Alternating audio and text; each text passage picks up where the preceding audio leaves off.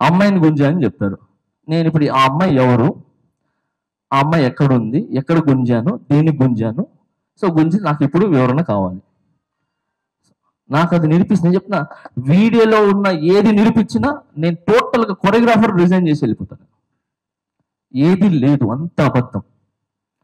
కేవలము తనకేంటి ఒక 5 పర్యాలు చేయకూడదు అన్నారని చెప్పి ఆయనకి ఒక ఇది ఒక లీడర్గా నిలబడాలి అని చెప్పి. సో ఇది ఇవన్నీ పక్కన పెడితే దాంట్లో ఉన్న అన్ని అబద్ధాలు ఇంకా చాలా చాలా చెప్పారు దాంట్లో. ఆ, ఇంకేదో ఉన్నాయి నాకు గుర్తు రావట్లేదు కానీ సో చాలా ఉన్నాయి. అమ్మాయిని గుంజాను చెప్తారు. నేను ఇప్పుడు ఆ అమ్మాయి ఎవరు, ఆ అమ్మాయి ఎక్కడుంది, ఎక్కడ గుంజాను, దేనికి గుంజాను, సో గుంజి నాకు ఇప్పుడు వివరణ కావాలి. నాకు అది నిరూపిస్తుంది చెప్తున్నా. వీడియోలో ఉన్న ఏది నిరూపించినా నేను టోటల్గా కొరియోగ్రాఫర్ రిజైన్ చేసి వెళ్ళిపోతాను. ఏది లేదు, అంత అబద్ధం.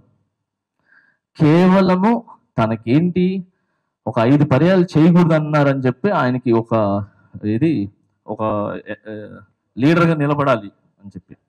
సో ఇది ఇవన్నీ పక్కన పెడితే దాంట్లో ఉన్న అన్ని అబద్ధాలు ఇంకా చాలా చాలా చెప్పారు దాంట్లో.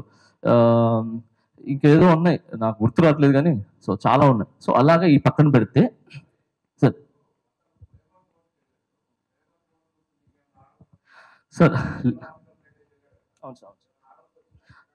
ఓకే సార్, లేబర్ కోర్టుకి వెళ్ళినప్పుడు నేను లేబర్ కోర్టు దగ్గరికి నేను వెళ్ళి గంగాధర్ గారితోనూ తర్వాత శ్యామ్ సుందరరావు గారితో మాట్లాడటం జరిగింది.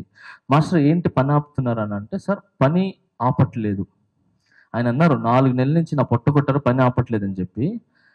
4 నెలల నుంచి ఆయన 4 సాంగులు చేశారు. మేము ఎవరు ఆపల. మా యూనియన్ నుంచి ఈజీ మెంబర్ కూడా పంపించాం యాజ్ ఎ డాన్సర్గా. సో మేము 4 సాంగులు చేశారు. అది చేసింది కాక తను ఇంకా చేసిన తప్పు ఏంటనంటే, ఏదైతే పేమెంట్ వస్తుందో మీ యూనియన్స్ కూడా ఉన్నాయి కాబట్టి పేమెంట్ వస్తుంది కాబట్టి పేమెంట్ ఎవరికి వెళ్తుంది, కోశాధికారికి వెళ్తుంది.